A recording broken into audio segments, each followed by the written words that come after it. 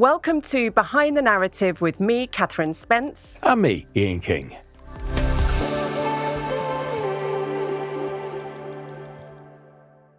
Today, we're delighted to be joined by Iñaki Ereño, Group CEO of Bupa, the global healthcare organisation. In his role, Iñaki oversees a global workforce and has seen it through tough times, including, of course, the pandemic and its aftermath, and now a period of profound industry change. There is no one better placed to talk about the challenges of private healthcare, how it's viewed in different markets, and how to deliver provisions for millions of people. I've spoken to Iñaki a few times in the past, and it's great to be able to talk more in depth today about his journey to CEO with a not-so-usual route via sales and marketing at the healthcare giant, and originally, back in the day, training as a lawyer. Iñaki, welcome to Behind the Narrative. Well, thank you very much for having me. It's a huge pleasure. It's lovely. Honestly, thank you. It's lovely to have you here with us today. So, we're at the start of the year, 2026. Yes. You've obviously been at Bupa a great many years. What's in store for you this year? What are you thinking about right at this moment in terms of healthcare and what's going on at Bupa? So in our industry, it's very important how you start the year. By the way, there's a lot of effort at the end of the previous year to make sure that you start the year well. So I'm very happy to see that we're starting well. We can't complain. We still keep growing with our customers.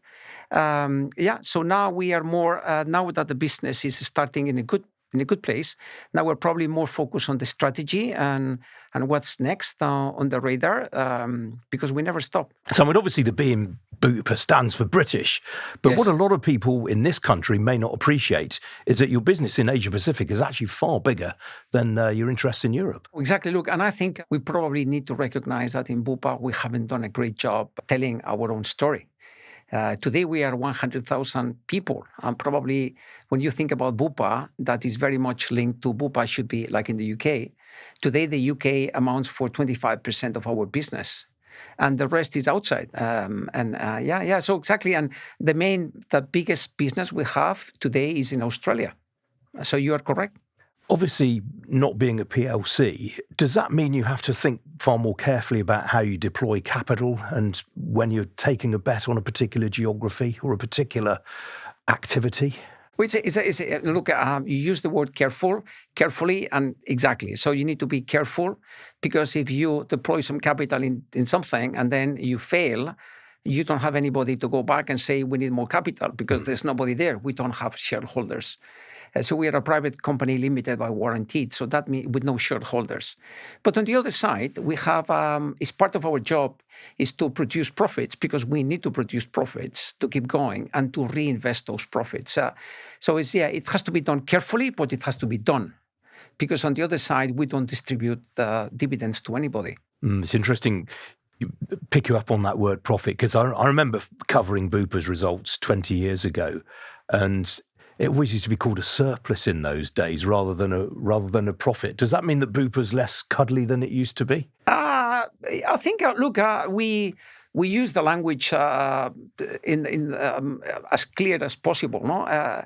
So exactly. So we have customers. We just announced our full year 25 results. So we have 68 million customers, and we have profits. So we are very happy to announce. We just announced that our revenue has gone up 11%.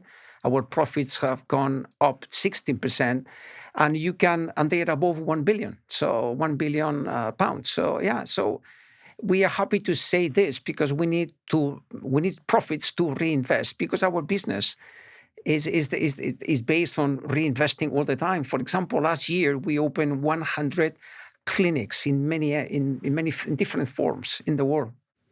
Are there certain geographies that you're more excited about than others? I mean, the opportunity must be massive in parts of the world where the population's expanding, whereas in the West, we've got an aging population. Now, obviously, you've got a care home business. But, But are the opportunities better in faster growing populations? So the way we see our business is we aspire to grow above market average in all of the jurisdictions. So we're very happy to see that we are growing in every place, more than the market. So that means we gain market share every year.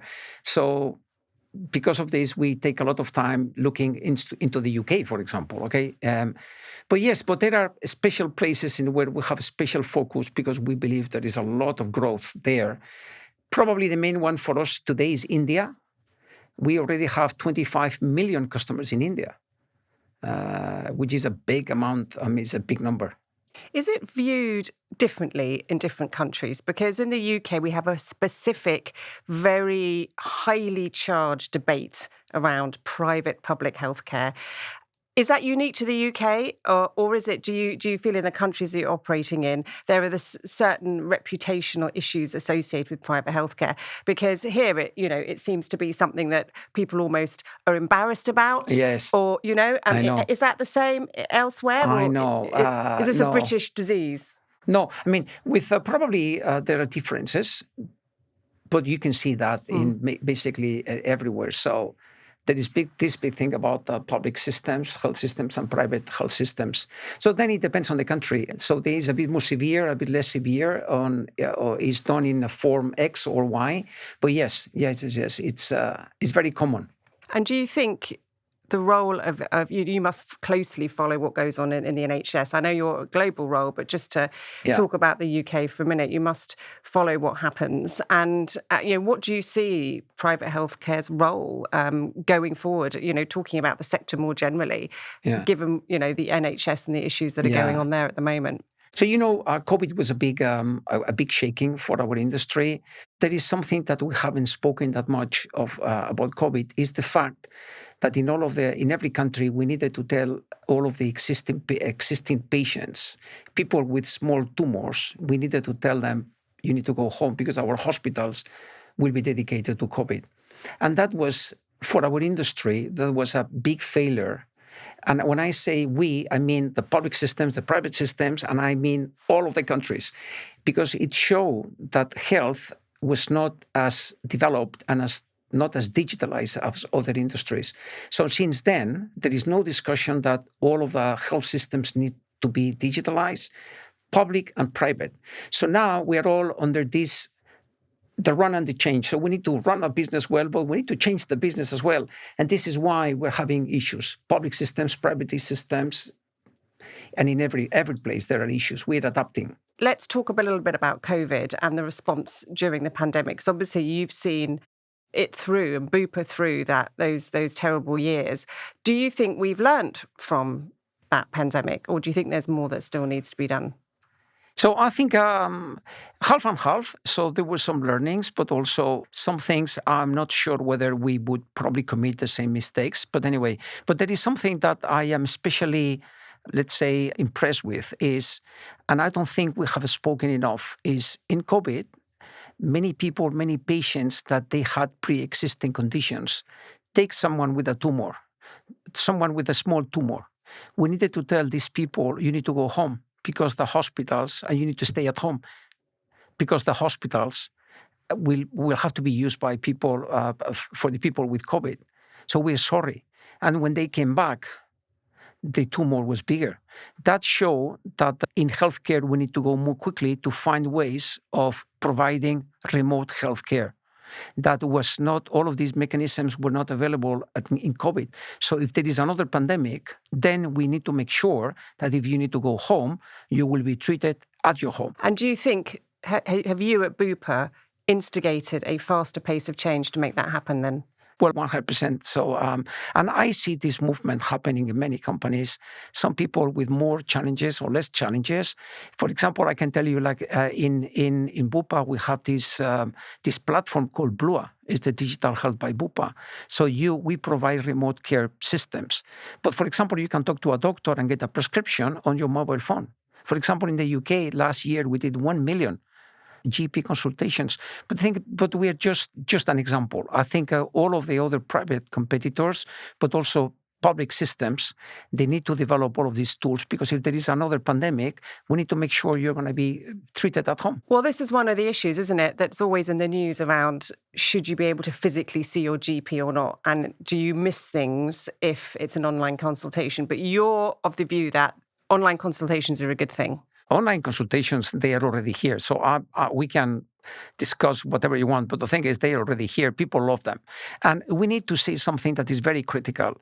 25% of the consultations end with the doctor saying, I am sorry, I need to see you. Right. So then you need to come to, and we control this number it is a very important number. So if that number is below 25, we check whether we're doing well. But that is the number that we have calculated. 75% of the consultations you don't need to see your doctor.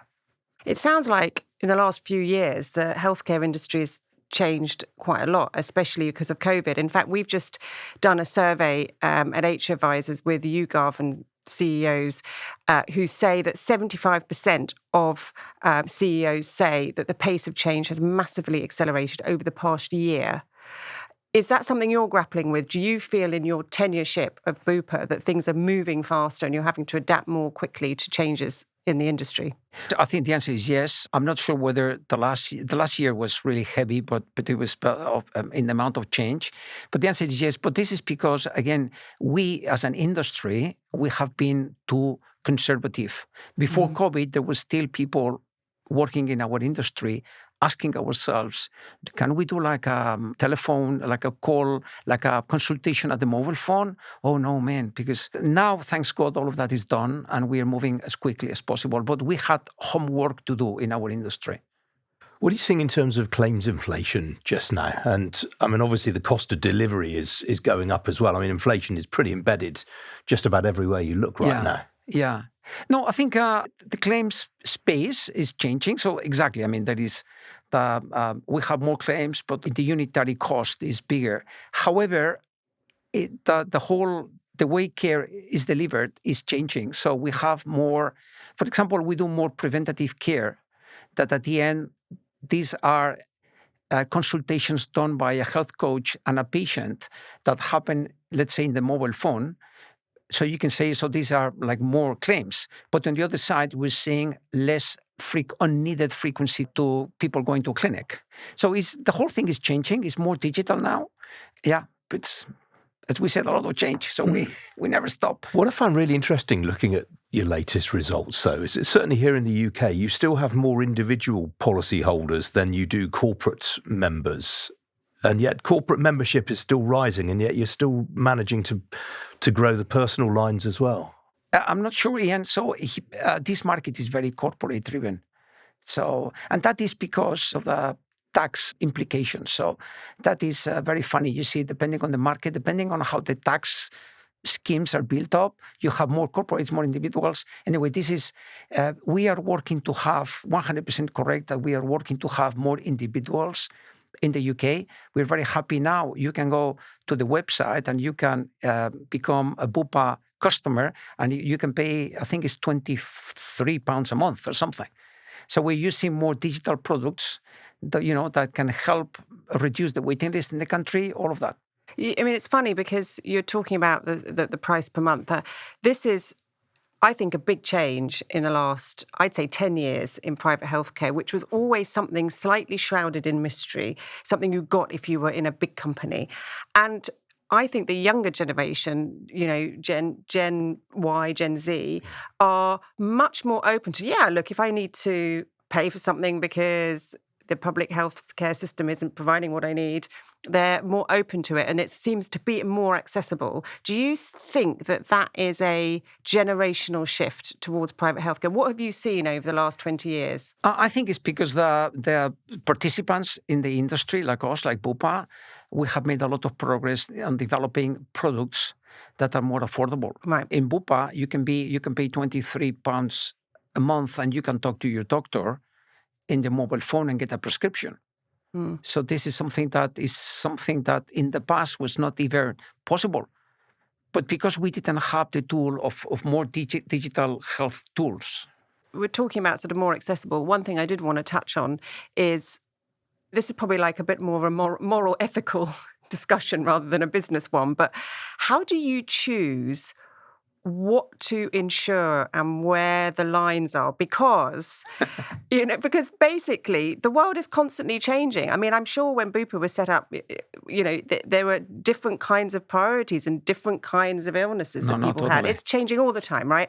So where do you say, we're going to pay for this, we're not going to pay for that? I know that's a bit of a cheeky question, but people are always saying, where's the cutoff? No. It's a great question. So, for example, look, one example is that 15 years ago, someone above 65, from a actuarial risk perspective, was a bad risk. Right. So it was difficult to find insurance companies that were happy just to insure you.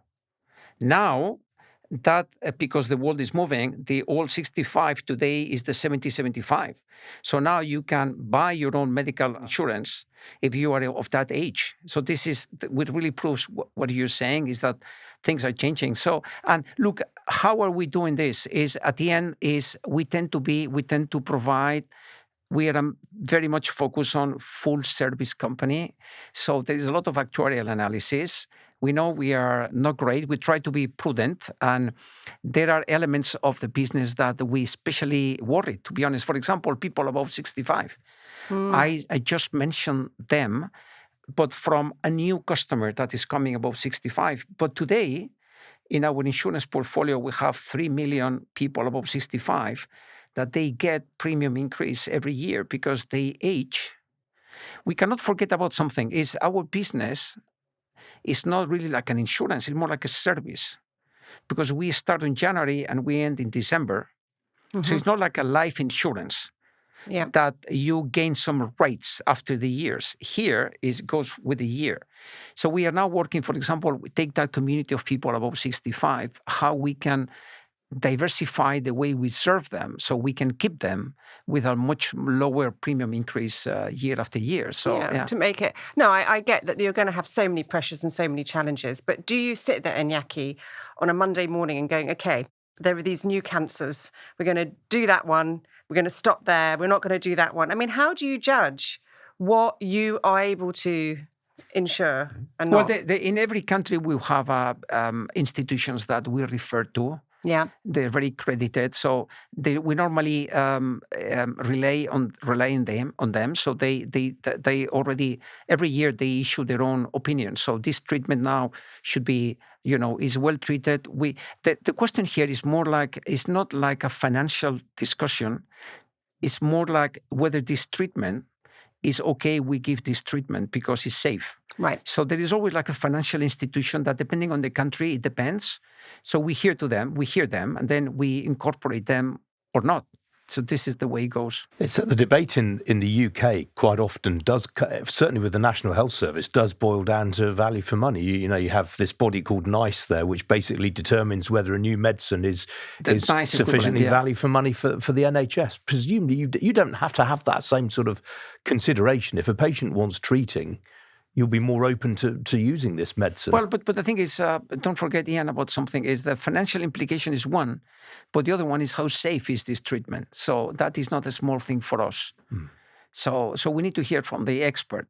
What do you think about, talking of sort of safe treatments and different kinds of drugs, what do you think about what's going on in the US? The US seems to be a sort of different market, really, from everywhere else. Lots of talking around price of drugs. I mean, Trump has been talking about the price of drugs everywhere. So what's your take on what's going on in the US? Well, we are watching this because we believe there will be implications in Europe because of this. So basically, the old regime in the US is they were paying a lot for drugs in exchange of some benefits. So big research is done in the US. They always are first to have all of the drugs and all of that.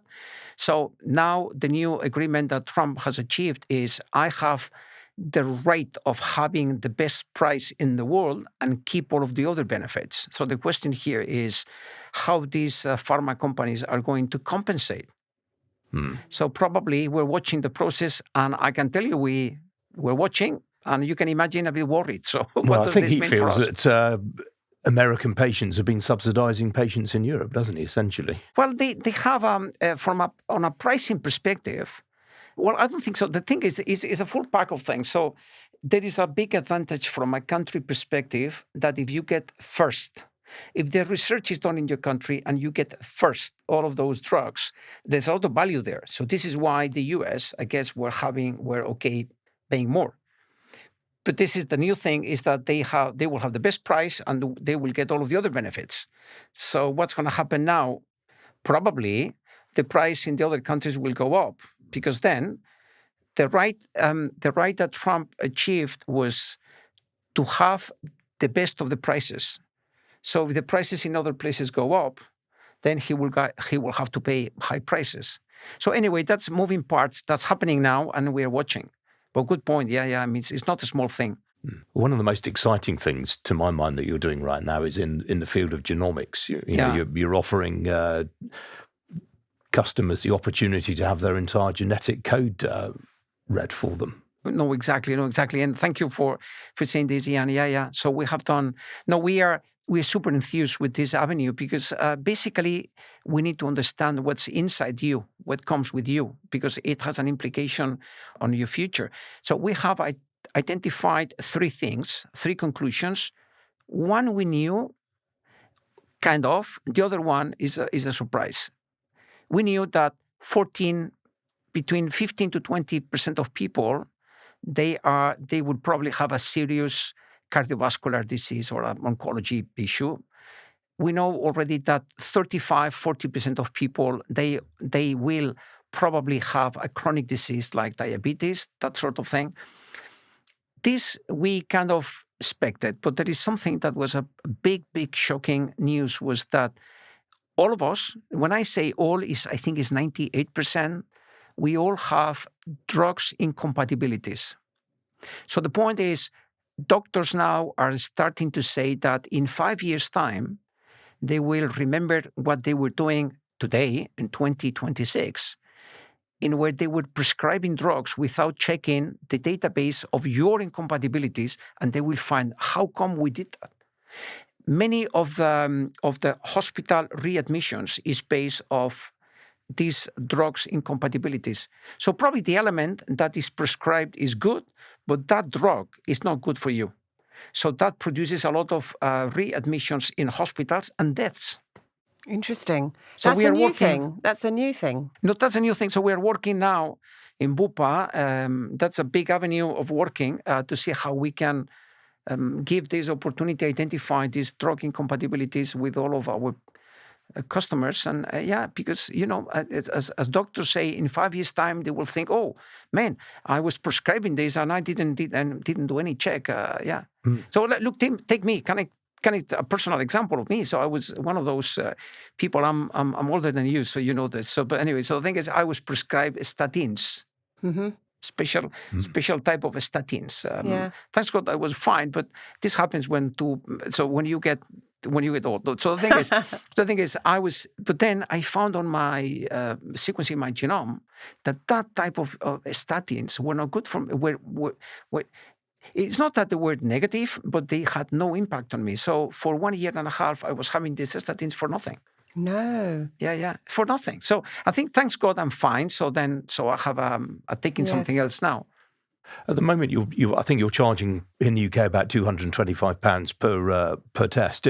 Is that something? Is the price coming down? Is that something that at some point in the future you will just offer that as part of the service? Exactly. So that is the hope we have. And to be honest, I think the whole the machine you need and the logistics is going a bit too slowly, in my opinion. I hope it will go more quickly. So this is why we want to focus at the beginning on this drug incompatibility, because that is a smaller process that we hopefully can do that more quickly, and so be able to serve this to millions of people. So what are the sort of treatments and therapies that genomic sequencing is going to unlock in years to come? Well, basically, the whole thing is you sequence your genome, and then at the end of the process, there is a report, and there is a coach. So you will work with a coach. This coach will, based on the results of your genome sequencing, will be with you on the next years. And then the coach will manage your agenda. So if you need to do something, they will tell you. They will put you in contact with people that are going through the same things. They will be your advisor. So this is the thing. The whole the whole thing changes, more preventative. So with a coach, health coach at the end. This is really exciting. I mean, this is potentially one of the most exciting things that's happened in medicine for a long, long time. What's take-up like around the world? Is it popular elsewhere? Well, we're doing this in Australia, Spain, the UK, Poland, moving very quickly. So on all of the other countries, they are knocking the door to say, look, I want to start with this. And many countries are also starting. Yeah, so I think that the problem, but you identified the problem very well. The process of sequencing a genome today, the cost is not small, but also what is the logistics. So you need a big machine, that the big machine can only sequence a day, very limited number of genomes. So we need to have machines that go more quickly, but we're working on that. Obviously, the NHS is selling a lot of patient data now on an anonymised basis. Are there rules and regulations in terms of what you can do with people's genetic data? Well, basically, the principle here is the data belongs to the patient. So we don't even sell anonymized data. So we don't even do that. So yeah, no. And there are rules, and there is a European law that says you as an insurance company, you cannot base your pricing strategy based on the genome results. But logically speaking, that ought to be the end. All insurers price risk accordingly, and that seems to be the logical direction of travel, really. Yeah, but here the regulation says you cannot do that. Number two is for us it's a huge opportunity because we're working for longer, healthier, and happier lives. So if we avoid the risk that is with you, with this coach, we're also investing in us. So not only you, but also in Bupa, because hopefully that event will not happen. Talking of happier and healthier lives, Iñaki, what do you do what's your secret for staying happy and healthy? You know, you're the boss of this global healthcare empire. You are the last word in staying healthy and living long. So what do you do? What do you advise? For happy, and look, it's a great point because to be honest, internally, when we have our own businesses, our own meetings and the business, we always say the same. So we can prove that we do for longer and healthier, but we cannot prove really well that for the happier. So this is why we decided at the beginning of last year to open 200 mental health clinics. Right. So it's mental health, you think, is still a very big part of longer lives, staying happy. Well, you cannot. So we have during the year, we already opened 46 clinics. I think we're already today like a 50 something. At the end of the year, we will get close to the 200. How quickly those clinics are filled with people knocking the door in mental health. Oh yeah, it's a big thing. It's a really big thing. Yeah. But you've avoided the question about what you do. Oh, I'm me? Yeah. So I I guess I try you keep to fit. Yeah, well, I keep fit. So yeah, no, I go to I do a lot of that's the only. I don't eat well. I need to say this. Nutrition is not my big topic. Probably what compensates is the exercise. Yeah, I do a lot of. I go to the gym. I do triathlon. I do a lot of sports. Yeah, do triathlons, right? Yeah. So that's the only thing that saves me. Oh, really? But I need to change my nutrition habits. I need to say this anyway. That's good to know. Well, look, we've had such a wonderful chat today, Iñaki, but I just, as we do always on this podcast, ask our guests a secret that they haven't said to anyone else before, that they haven't shared. Is there something you can tell us that is a secret? It could be professional, personal, whatever you like. Okay, so probably the thing that I haven't shared to anybody here in the last 6 years since I am in London probably is the fact that I paint. Really? So yeah. So I don't know whether I am hyperactive person that was never diagnosed. I don't know. But the thing is, on the weekends, I have difficulties just to calm, stay in the couch, relax. So then I found the thing about painting. So painting is the only thing that I can keep 3 or 4 hours concentrated. So I do big sizes, I do acrylic, big size, and I do crazy stuff because I am not a good painter, so I just do whatever comes. That's amazing. So do you do landscapes, abstract? No, What totally kind of things? abstract. Not totally abstract. So for example, I can show you. But for example, if you enter my house, there's a big one that it's with an S and an I. It's C. Is the attitude we should have in life. So it's black, and there is a lot of small. So there's a lot of yes and a lot of C in different languages all around. It's just basic stuff. But yeah, maybe the painting is the one that I haven't shared with anybody. But at some point in the future, I want to get a bit more professional, maybe, and maybe take a course, maybe learn to paint properly. Make sure you invite us to your exhibition. Exactly. Maybe that's your secret to their happy, healthy life. You've just answered it with your paintings. So triathlons and painting. I guess we're all trying to find our own way, no? Anyway, but I need to let me tell you something. So I'm surrounded by doctors and all of that. So the thing is, they say the secret for longer life is not really, of course, if you can warranty a longer life, perfect. But this is change the perception of how quickly life goes through. So, and the only thing you have to slow that perception is every 10 years, you need to change your job, you need to change your house, or you need to change your wife or your husband. Really? So then that's doctor backed, is it? Yes, but then what you have is a different reference that slows the time to go quickly. Anyway, I leave this everyone. Yeah, well, maybe we need you can to take move your house own, in. Maybe that's what it do is. your own decisions. Yeah. I have wife's already been telling me that for years. Yeah. I have chosen to change houses, so I've changed my house every 6 or 7 years. I think it's safer than change my wife or the office or my job. Cheaper too. Yeah. On that note, thank you very much. Hey, thank you. It was great being here. Joining us today and being so open about Bupa and yourself and the healthcare. It has been it has been it's wonderful. been really Thank interesting. you. Thank you so much. No, thank you to you. Thank you to you. Thank you.